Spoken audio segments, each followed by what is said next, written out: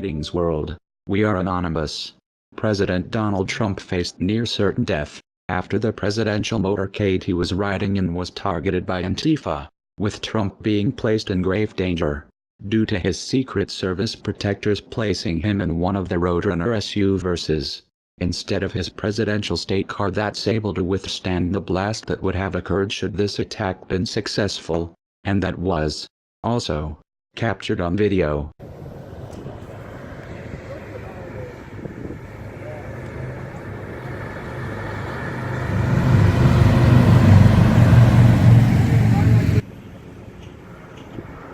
There's the beast.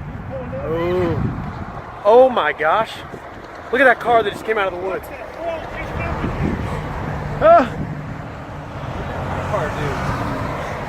That car right there just drove out of the woods.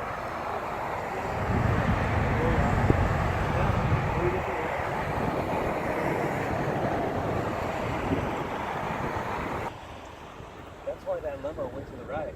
Yeah.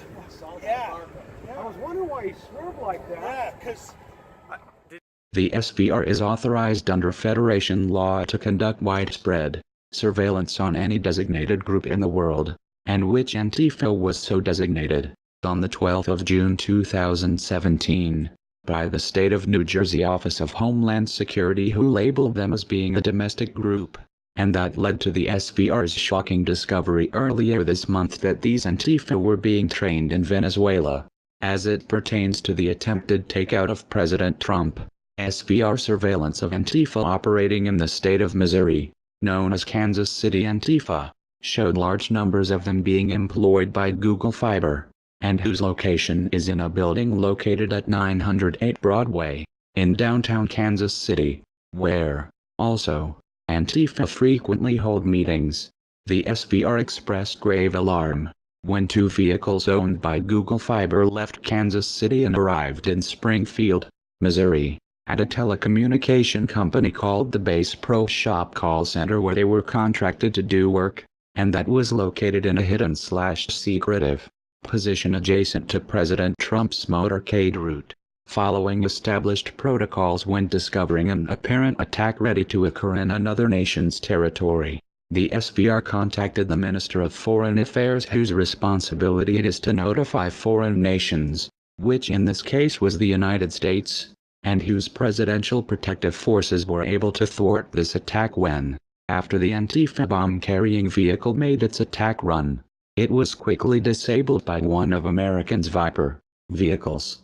In a quick cover-up of the stakeout attempt against President Trump, the mainstream propaganda U.S. news media immediately blacked out this event from being able to be known by the American people, with only a bare handful of local media reports even reporting it, all of whom lied with their saying that the Antifa attack vehicle was just a car that lost control of its brakes, and it occurred at the exact same time President Trump's vehicle was in its sights. As to why the multi-billion international tech giant Google would want to take out President Trump, is due to their fears that Trump is preparing to file an antitrust complaint against them in order to break up their monopoly, and that is following the European Union's successful fight against this mammoth evil giant, that has, so far, cost Google over $3 billion in fines for its abuse of dominance.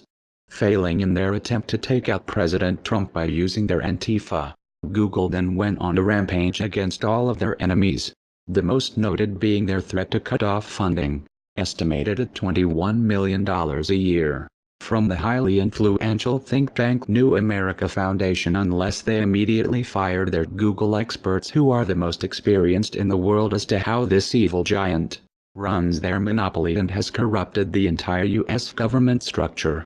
Upon the New American Foundation firing all of their experts knowledgeably about this evil giant, Google, one of these researchers fired back a warning to the American people. What Google did, in attempting to silence my colleagues, was in fact a call to action. It is a call to action for all of us, as citizens, to take back our democracy.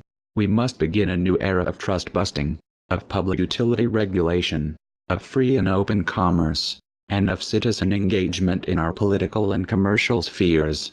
Our team was attacked by Google, but we will not be silenced. We will continue our research, advocacy, and speaking, because we know that it is working. This is a battle for America, and for free people everywhere. We must win it. We are winning it. Our freedom, and our children's freedom, depends on it. To how grave this battle of the American people against Google really is, cannot be underestimated, as this evil giant is now, also, reported to being pouring billions of its dollars into U.S. colleges and universities in order to corrupt them all, with one example being their multi-million-dollar support of Dartmouth College lecturer Mark Bray, who wrote a document titled ANTIFA, the Anti-Fascist Handbook, and when condemned by Dartmouth President Philip Hanlon for his advocating violence, Google ordered hundreds of professors to write a letter calling for Hanlon's immediate ouster, not the Antifa supporting Mark Bray. We are anonymous. We are legion. We do not forgive. We do not forget. Expect us.